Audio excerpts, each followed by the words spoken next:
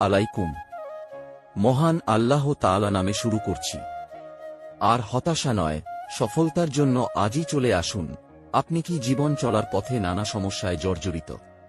যে কোনো লটারি খেলা, ক্রিকেট খেলার উপরে রিপোর্ট করানো হয়।